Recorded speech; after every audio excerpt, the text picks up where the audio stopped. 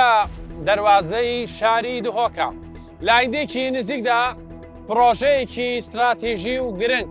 هاوشێوەی ئەم دوو سایدە جوانە دەبێتە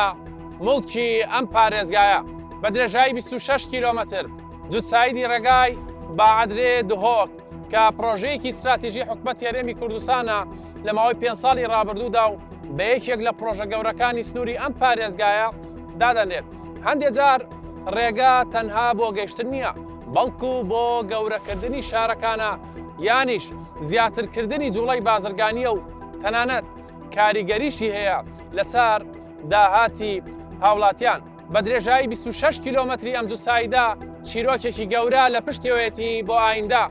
لە بەرنامەی ئەم جارەدا بەدواداچوور بۆ ئەم بابەتە دەکەین.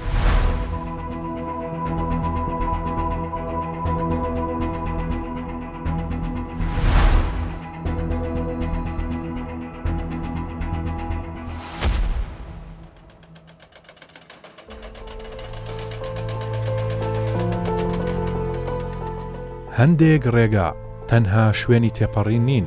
بەڵکو ئاراستەیەکن بۆ داهاتوو. ئەم پرۆژەیە یەکێک لە گرنگترین پرۆژە استراتیژەکانی حکومەتی هەرێمی کوردستانە بە مەبەستی پەرەپێدانی ژێرخانی ڕێگاوبان و ئاسانکاری هاتوچۆ بۆ هاوڵاتیان چۆتە بواری جێبەجێکردنەوە. تەواوی وردەکاری کارەکان لەگەڵ ئەندازیاری سەرپەرشتیار گفتوگۆ دەکەم.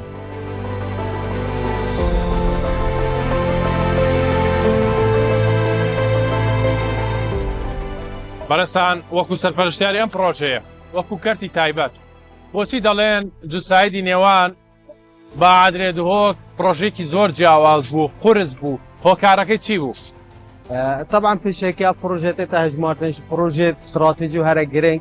کابینانە هەیە حکوومەتە هەرێما کوردستانی سەرپەرشتیە سەرۆکاتی جەنابی ڕێزدار مەسرور بارزانانی. پرۆژە پێک دەهێت جێ دیزاینکردن و جوسایدکردنەوە 26 کیلۆمەتر ڕێیە سەرەکیت ناوبەرە ئەکید بوو باعادرێدا و ئەvە بەشێکە ji rêya serekat navbera Duhok bi Hewlêrê da cûsatkirinava 26 kîlometre rêya serekat navbera Duhok bi Hewlêrê da temamî dibîte cûsay. Zêdebarî va 26 kîlometre rêkê û ji ber ku ev menteqeyeka çiyayî û menteqeyeke ji mareka zora gund û şarûşkat kevne ser rêrewê cadê bo hindê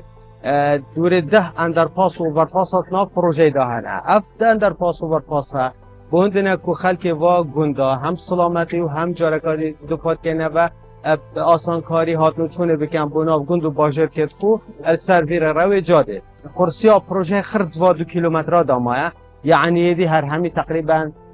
کارێت ئەم بێژین کارێ برینێ تەمامی خلاص بووە نکەدێ دەستیش بەر کۆدڕۆفێ جەوی حتا نکات هاری کار نەبووینە بۆ ئەم دەست کارێ تابقاتا بکەین يعني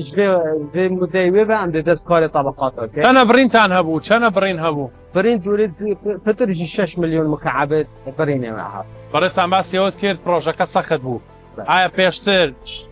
هیچ پرۆژەیەکی لەو شێوەیە وەکو ڕێگاوبان کراوە لە کوردستانە؟ طبعا ئەف پرۆژە بالذات پرۆژێ بژنە ئێتید با عادرێتێتە هەژمارتن ji پرۆژێت مێگا پرۆژێت یعنی پرۆژێت هەرە مەزن و هەرە صعوبات بخوبەت بینێتن بيتن سرانسري عراقي في جورا بروجي اف نوع بروجي نهاد بنا انجام دام في قرصاتي وبزحمته شوازي اشكرنكاني او چۆنە ستایلی ئیشکردنتان چۆنە چەند شەفت ئیشتان کردووە چەند ئامێر چەند عەمەلە بوون؟ طبعا هەمی ڕێکار هاتینە وەرگرتن بۆ هەندێک و پرۆژات زیاترین دا مدەیەکی قیاسیدا بکەفتە خزمەتە هاوڵاتیەدا بۆ نمونە نوکەتنەوە پرۆژێدا بەترجێ 1800 کارمەندت ناوە پرۆژێدا کار بکەن جهاندی زیار و پیور و تکنیکار و کرێکارە و دیسا پەترجی 1000 ئامێرەت جۆرە و جۆر حەفارە و شەفەر و قەلاوەت ناوە پرۆژێدا کارکەن هەر دیساوە ji ber wê hejmara zora kongrî de wet nava projeyê de hey li çar memelêt kongrî tê nava projeyê de tevkît kirîne ev şev û roj karê kongrî tê encamdan rojane yani dorê 3500 heta 4000 mukebet kongrî tê nava projeyê de tê Başa. Desa çend kilometr xîr bûye? خود پروژه ما گویی داوش کردی سر سه قناغا که 9 کیلومترن قناغا 8 کیلومترن قناغا 9 کیلومترن بس الجهه کو جادا مب جادا سرکیات هو که وقتی تگریدان انوریج کیلومتر کاتی زده با همشون بیشتر لکه پروژه 27 کیلومتر 10 کیلومتر بدایته همچنین بیزین پتش نوتوپنج صادق کار ویره هاتی انجام دان تو تقیید خیری هاتی نه انجام دان کار فینیشینگ هاتی انجام دان قناغ دوی همی به کتیت کار طبقات دادا قناغ سیجی بشک جی یا حاضر ابو کار طبقات تو هم کار طبقات تو انجام داد و بشک هرکی مایه قطع کن پرۆژەکە پرۆژەیەکی گرنگ و استراتیژیە بە تایبەتی لە نێوان دهۆک هەولێر یعنی جوڵەی بازرگانی سیاحی زیاد دەکات خەڵک زۆر چاوی لێتی بەشی زۆری کارەکانی تەواو بووە دەتوانین بڵین لەو ساڵ هیمەت دەکەن خلاصیکەن ئیفتتاحیکەن زۆی ئەوە نەهاتی ئەنجام دان ئەوە دوی مدت چویدا نەهاتی ئەنجام دان دو سبب رئیسی هبون یا اینکه او هجمارت زور مزنیت باران بون مونن یعنی پروژمت کفت سر في سه ناحية أتريش ناحية بعدري وناحية زاوية الواحد سه ناحية هر ناحية كده بترجي 1000 مليمتر باران هاتنه اف باران بارینه بونه اگر کوپن امنش یاینه کار طبقات انجام بده کمان کار طبقات انجام داد بید مخالف مواصفات رکابان آبا اش رجوعی که دست بکرنا پروژه تابع قناغ همی حولت معاون و ام هیچ برگه که نوا پروژه دا مخالفی مواصفات گریدار رکابانانه ایت انجام داد همی حولت کمه قصدی نظر نکشت بر خود یعنی پزارها آمیره و کارمند نوا پروژه دانه و همی حولت معاون کود مدعی که قیاسی مدعی که گلک نزدیک دام پروژه بخدمت خدمت حولت ئێوە کەرتی تایبەتن باسی پاڵپشتەکانی حکومەت بکەیت حکومەت پاڵپشتە ئاسانکارە لایەنە پەیوەندیدارەکان تەسهیلاتان بۆ دەکەن طبعا حکومت همی ریکار کردینه بر خوب هم ریکار سوای که برای پیک و آسانیت نوا یعنی بهت انجام داد بالاخص عمل منطقه که شو که منطقه کامل منطقه زراعیه و املاک خلقینه حکومت همی ریکار کردینه بر خوب هم امروزین يعني روزانه هر صعوبات كان بزين سكنه جابري كبير بيتا بس حكمت همي مجالات خداويرت قبل سرخطو هاري كارن كوبونده آسان کاری به انجام پروژه ئەو شتە پێداویستی و ئەشیانەی بەکاری دێنن هەمووی هی معمەلی ناوخۆییە لە کوردستانە بله هر همی یعنی که کارمندت مزی پتریا و پتر شنوط 5 ساله هم کارمندت نبرد کنه و دیسا و اف مواد تیت استعمال کردنجی همین مواد منطقه مثلا کیشە چیمەنتۆیە همین مثلا بو معمل چون گریپ رمله حصوه چیمنتوه همی کردستان فتوه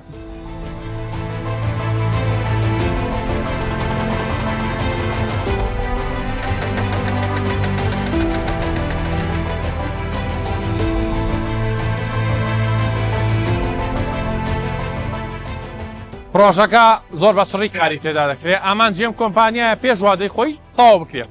لەلایەکەوە کۆمەڵی ئامێری گەورە لەلایەکەوە شیش و سەبا کاری تێدا دەکرێت تاکە پرۆژەیە لە سەرانسەر یاریمی کوردستان کە زیاتر لە 1000 ئامێر گەورە بچووک تێدا ئیش دەکات بە دوو شەفتی جیاواز هەلی کاری بۆ زیاتر لە 1800 گەنجی ئەم سنووری پارێزگای دۆکە ڕەخساندووە پرۆژەکە زۆر بە خێرایی کاری تێدا دەکرێت ینی ئەگەر دەبینیت لە هەر 100 مەترێک نزیکەی 50 دەستی کاری تێدایە یعنی ئەمەش هەدەفی ئەوەیە کە کۆمپانیەکە بتوانێت پێش وادەی خۆی بە ستانداردێک بە کوالیتێکی باش ئەم کارە تەواو بکات.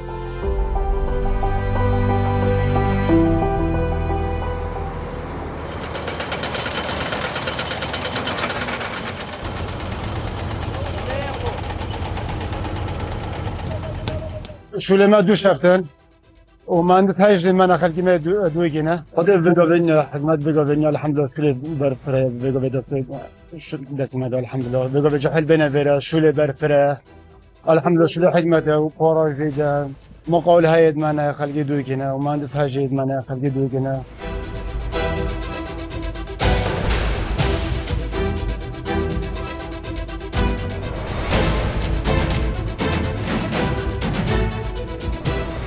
کاری جێبەجێکردنی پرۆژەکە لەلایەن کۆمپانیایکی ناوخۆییەوە ئەنجام دەدرێت ئەمەش نیشانەی توانای دەستی ناوخۆییە لە جێبەجێکردنی پرۆژە گەورەکان هاوکات لەم پرۆژەیە تاقیگەیەکی پێشکەوتووی تایبەت بە پرۆژەکە بوونی هەیە کە پێش بەکارهێنانی هەر کەرەستەیەک پشکنینی تەواوەتی بۆ دەکرێت بێگومان هەر لە ناو پرۆژەکەیە تاقیگێکی تایبەت هەیە هەم بە کۆنکرێت هەم بە قیرەکان هەم لایانی حکومی هەم لایانی کەرتی تایبەت مەسەن کاری تێدا دەکەن ئامێرێکی پێشکەوتووی بۆ بەکار هاتووە هێنراوە جێگیر کراوە لەم تاقیگەیە لەگەڵ جەناب تا باسیەوە بکەین ئەم کۆنکرێتانە چۆن دێنن چۆن پشکنینی بۆ دەکرێت بە پێی ستانداردێ مامەڵی لەگەڵا دەکرێت سەرەتا کە هەر ئەو مەوادی کە بەکار دێتن ئێمە پشکنینی بۆ دەکەین هەندە فۆرسات و تێستی تایبەتی خۆمایە پێ بۆی دەکەین پاشان هەردەسی تەسمیم دەکەین هاوکێشەی کۆنکریتی بۆ دادەنێن ئەم هاوکێشەی کۆنکریتە وا دەکەین کەەوە هەم هێزێکی باش لە ئەم کۆنکریتی هەیە پێدا بکەین دروست بکەین وە جوانیشی بداتێ بەپێ ئەو ڕێنمایی و ماسەفاتانێک کە هەیە ڕێنماییە یا ستانداردە ستانداردی دادنێت کە دادنێت سەرەتا کە ستانداردەکەدان بێ بۆ نمونە ئێرە ئەو کۆنکریت کە لێرە بەکاردێ زۆربیان لەسەر مواسەفاتی عراقی دەڕۆین کە پێویست هێزی کۆنکریتەکە پێویستی بە 33 مێگاپاسکالی هەیە ئەمە کاتێک کە هاوکێشەکەی کۆنکریتەکەمان بۆ کردووە دوای ئەوەی لە معمەل کە کۆنکریتەکە دەجێتە دەستە سایتی لەستا مووقعیم ئەمە هەردەستین چ دەکەین کە میکسەرێک دێتن ئەمە چێکی بۆ دەکەینەوە شەشپاڵی کۆنکریتی وەکو نمونەیەک وەردەگرین هەر میکسەرێک دێتن ئەمە ئەو چێکردنەوەی بۆ دەکەین و نمونەیەکی لەو شەشپاڵی وەردەگرین بە پێ مواسەفات دەبێ 28 ڕۆژ لەناو ئاوێبی لەناو حوزی دادنین بە پێ دەرەجە حرارەی خۆی پلێگەرمی خۆی پاشان کە 28 ڕۆژ تەواو دەبێ ئێمە هەردەستین بۆ جیازە پێشکەوتەکە وەکو خۆت ئاماژە پێکرد بە مەهەنجی لەگەر تاقیگەی دهۆک تاقیگەی بیناسازی دهۆک تستی بۆ دەکەین ئایا مواسەفاتی مە 33 مێگاپاسکالی پێویستە ئایا بزانە ئەو هێزە بەرگریە دێداتن ئاساییە زیاتر بێ ئەو ڕێژێ بەڵێ ئاساییە ینی چەند زیاتری باشترە ینی ئێمەمان بینی یەکەم جار کێشیە کاتێرا کێشی دەکەین لۆ لەبەر ئەوەی کێشی بۆ دەکەین وەکبرێ حیساباتی بەرگریەکەی ببینینەوە وەزنەکەی وەزنی وەردەگرین و کەتافێ دێنستی شەشپاڵۆکەش ببینەوە ئەم پێویستمان بە دێنستەکەی هەیە و پێویستیشمان بە هێزی بەرگریەکەی هەیە ئێوە ڕۆژانە راپۆرتی خۆتان ئاماداکەن لەگەڵ لایانی حکومیە لێرە بە تاکید هیچ پشکنی ناکرێ یعنی بەبێ ئەوەی راپۆرتی لەلایەن تاقیگەی بیناسازی دەوەکەوە دەرنەچی ئەمە سەبارە بە کۆنکرێتەکە ئەی بە قیرەکە وڵای قیڕەکە لەبەرەوەی حەزم لێ بچینە مەیدانیان سەیری بکەین لەبەرەوەی تۆزێک ڕاوەستا بەهۆی بارانیەوە سەیرەچی بکەین بزانە باسێکی لێ بکەین لێ فەرموو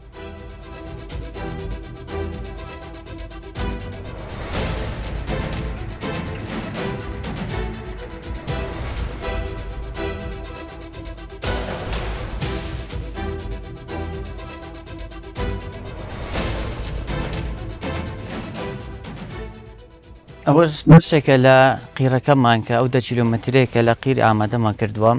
ئەمەش هەر وەکو باسمان کرد بە پێ ستاندەردی جیهانیەکان قیرەکەش ستانداردی خۆی هەیە بەڵێ ستانداردەکەی چییە بۆ کرایە بۆ ئەو تەسمیمەی کە ئێمە بۆمان کردیا لە 3 چین پێکهاتووە 3 چین پێکهاتوە بۆ بەهێزی قیرەکە بەرگەی ئەو لۆدەی کە بە خۆتە دەزانی ئێرە شوێنێکی گەشتیاریە دەبەرگی ئەو لۆدەی بگری و بەرگەی پلەی گەرمی بگری یعنی ئەو پلەی گەرمێکە هەیە لێکوانە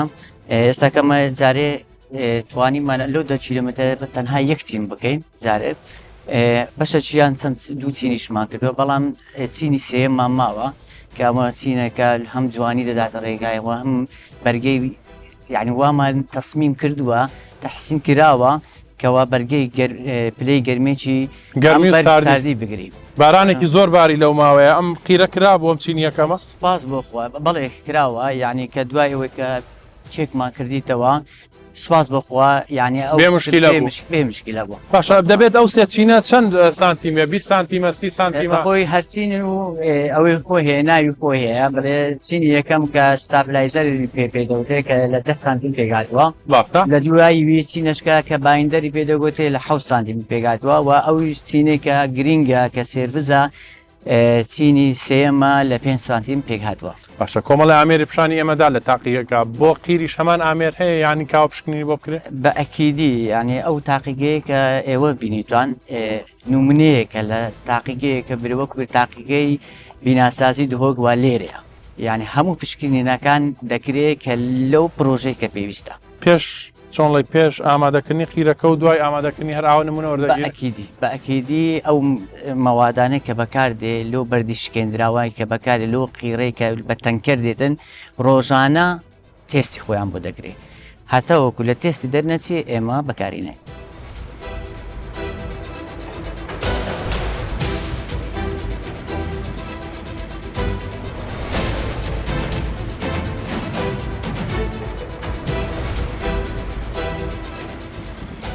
دەمەوێت باسی توانای کۆمپانیای ناوخۆیی بکەم ئەوە چیایەکی سەخت بووە بە ماوەی زیاتر لە ساڵێک توانراوە تەخت کرێ لەم پرۆژەیەدا نزیکەی 6 ملیۆن چوار گۆشە بڕین هەبووە بە درێژایی 26 کیلۆمەتر کە ئەمە یەکێک بووە لە هۆکارەکان یاخود بربەستەکان بۆی کە کارەکان پێش وادەی خۆی تەواو بێ بەڵام تیمەکان نەوەستاون بە بەردەوامی کۆمپانیا ناوخۆیەکان ئەم تیمە ناوخۆیە ئەم ئامێرانەی هێناوە کە بۆی بتوانن بە شێوەیەکی ئەندازەی لە ماوەیەکی کەمدا کارەکانی تەواو بکرێن.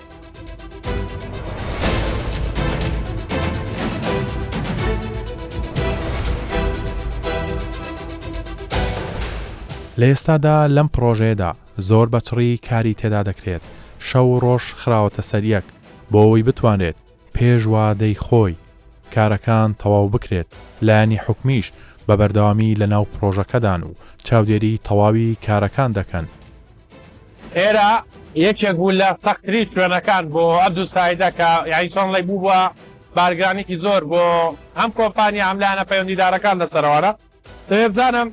ئێستا کاروباری ئەم ڕێگایە گەشتون بەکوێ ئێمە کە هاتین 6 ساڵێک لە سەرەتای کارەکانە بوون ئێستا چوونەتە چە قۆناغێکەوە وەکو لایەنی حکومەت چۆن کارەکان بەڕێوە دەبن لێرە وەک حکومەت سەرپەرشتی هەمووی بەرگەوام بکەین ژلۆی ڕێبەبەریۆ ڕێک و پەروەردەبوو بکەین وەک ئۆمۆژەدا پێگیری بەری ساڵێکی ئۆمۆدا بوون لەوێرە بەری ساڵێکی قۆنۆغۆیەکی کارت کرد قۆنۆغۆیەکی سەرەتۆی کاری بوون بەرێنێکا قۆنۆغۆیەکی خلاص بووی یا دوێ بەرە برگێ دیمۆیەکیە نزیکی 6 ئۆڤەرپۆستان دەخۆسەمە دیمۆیەکی نوۆی دەمێ جۆرۆدین کە ئۆمۆدا بووی ئەم ئۆڤەرپۆستە دوێ بووی کە 6 خلاص بووی سێژی شول بەردەوا بوون ئەو جار وان سێۆیەکی برگێ دیمۆیەکیە کۆری ماوساڵە بەر ئەو ڕێژە بۆرۆمبۆرینێ گەلک کۆرتێکردن سەر ڕێڤە برنەوە پرۆژە هاتاکردن وەک ئەرکی مێ سەرپەرشت ئەم دەمێ بۆرۆمبۆرینەوە هەمی برگێت ڕێکێت ڕاستیدین چ برگە جێبەجینەوە بن دەبێژین برگێت تیژیکردنێ بن تێکەلە بەرێشکۆندی قیر ئەوە هەمیە سۆڵ و خاتت خۆیت هەی ئەمە لەبەر سەلامەتی کارەکە ئێوە لە کاتی بارانبارین بە هەموو شێوەیە کارەکانتان ڕاگرتووە بەڵێ کارتێکردنەکە 100 دەکاتن بوو نمونە ئەگەر بۆرۆم دەبی بۆرۆمبۆرینێتێن پشتینگی بۆران ڕاستی چند ڕۆژێک بیت دوت وەرزی زستۆنێدا ئەو گەرمۆتیە نینەکە ئەو ڕتوبەتەی کێن بکات و بشی ئەو برگەی دەست پێ بکەیت وەک کۆری ئەندۆزەی ئۆف وەکی بێژین ژەهرا بۆ ڕێگە کارتێکردنەکە 100 هەی و یا سەلبی گوتی کردات ئەو بۆرەمبۆرینێت هاتیژی ڕێژە باش یا باشی و چ بوو هەمی ئەو دەبێژین کە ئەم بشێ پۆرەستنەوە ڕێکی بکەن بووم ئەو جەهدیاتکردن ڕێژە پۆرە ئۆڤەکە زۆرە بنعرتمەوە هەی ئەم دەبێژین وەتە قێبل کوی بلندە ئەگەر جهە بوو نمونە کۆنیت ئۆڤێت هەی ئەوە دەبێت چارەسەر بکەی ئەگەر چارەسەریەوە ئەو ئەوە دەرکەتی نەبیت چەند سەڵامەتیەوە وەک کەراستا وەک برگێ دیێت ڕێکی پۆریزی هەردیسە کارتێکردنەکە سەلبی دەهێت لەوڕۆ ئەوە گەرێک ئەو بۆرەبۆرنە هاتیژی ڕێژە بۆشیش بوو ئەو جام ڕاستیۆی دەبێژین ئێکی زەحمەترین جهێت پرۆژەیە هەم چیۆیە وەک پشتی دیزاین دوبارە هاتیەکردن یا بوو دەستیشان کردی تونێلە کە دەست کرد بیت کوت بنێ کاتین کەڤەر وەک تونێلە و دیشا نزیکیۆ دێ دەستم جێبەجێکردنەوە تونێلێک جایتر دیزاینتان کردو بەپێی پرۆژەکە بەپێی گرنگی پرۆژەکەیەوە gelek ciha me dîzayn kirî dest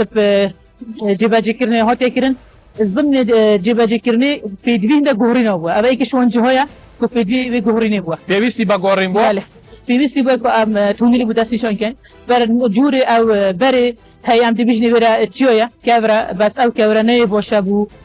dibêjîn bû rêkê demê me dest birînê kirî çiyoyê ku piserê min diyarê hatiye xarêjî أبا كارت كرنا كسلبية لورا دوباره هاتي ديزاين كرن و كاتين كاميرا بوته دستی شو کردن کد بیشنی تونیلو دست کرد چون تونیلو دیچو تا برند بیشین کن کردن اول نبات دی تونیلو کامل شیپ تونیل دیچی که همین جیب صابه ساکە شواگە زۆر خۆشە دەبینین لە هەموو بەشەکانی ڕێگاکە کاری لەسەر دەکرێت ئەم ساڵ کۆتایی بە پەم ڕێگایەت پەم دووسایدەیەت بە پێ و پلانی بۆتان داناوە پلان هاتی دانان گلک او باران کارت کردن پلان کرد پلان یعنی به مثلا نزدیکی 6 تا 7 سالش تا گاردن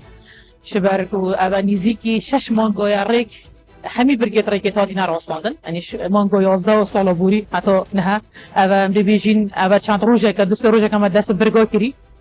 او برگت مهنده که سال بوری جبهه کری باران کارت کردن کری دوباره بن هنده که برگا یا هایکو بین راکرن کراسته باشتر بهت اجرا کدی جبهه کردن اوجی کارت کردن که بدوی دم که زورته های وقت فلانی کمپانی او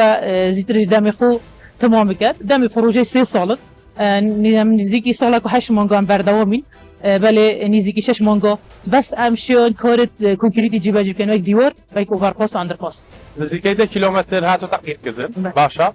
ئەو بارانبارینە هیچ کاریگەری لێ نەکردووە لەسەر ئەم پرۆژەیە ئەوەندە کوالیتی و ستانداردەکەی باشە زۆر احتیاجیە بارانیش باریوە او 10 کیلومتر مترو کری برگه دیموهی که جی باجو بری باران بارین ما تمام کردن و مهم چکرن و جو که کنکریتی راخت ریکه یا جو که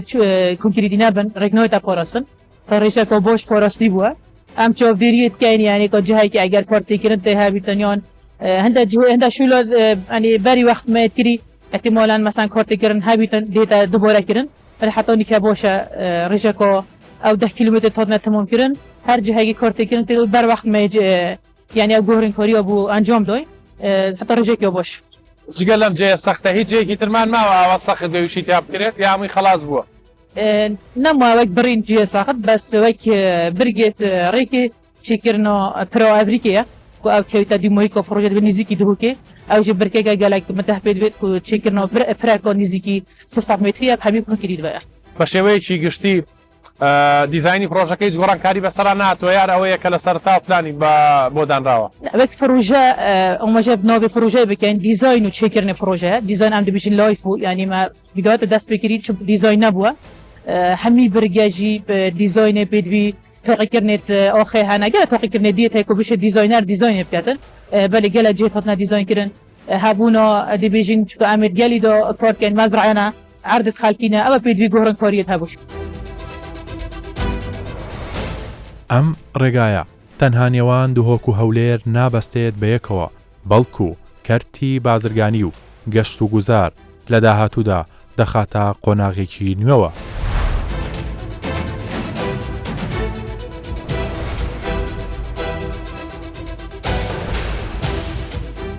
وەک لە سەرەتای بەرنامەکەش ئاماژەم پێکرد لە هەموو بەشەکانی ئەم جوسایدا کاری تێدا دەکرێت 10 کیلۆمەتر یەکەم تەواو بووە بەڵام لە خاڵی یەکەمەوە هەتا خاڵی کۆتا ستافی ئەم کۆمپانیا کاری تێدا دەکات ئێرە کۆتا خاڵە دەواازەیە کە بۆ داغڵبوونی سنووری پارێزگای دۆک ئەوە بازگەکەی دواتر بۆ ناو پارێزگای دۆک لە کیلۆمەتری کۆتاییە چۆن ئیش دەکەن مهندس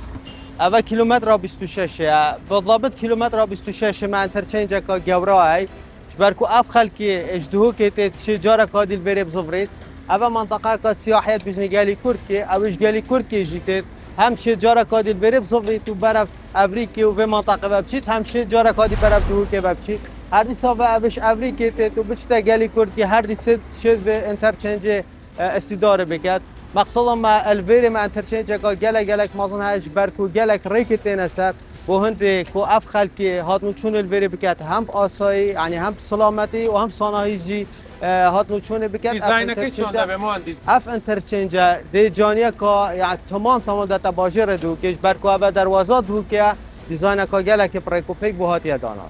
لە ڕووی ئاسانکاری هاتوو چۆ سوڕانەوە هاتن او همی رکار پرچاف هاتینه ورگرتن بونده خلک هم صنایعی و هم سلامتی جهاتنو چون به انترچنج پۆینتێک زۆر گرنگە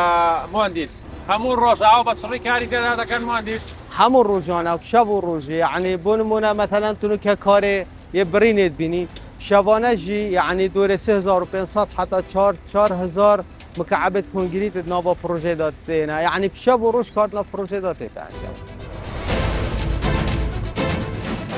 بەشێکی زۆری کارەکانی پرۆژەکە تەواو کراون و هەموو هەوڵی حکومەت و کۆمپانیاش ئەوەیە لەم ساڵدا ئەم پرۆژە گرنگی و استراتیژیا بەڕووی شۆفێر و ڕێبوار و گەشتیاراندا بکرێتەوە.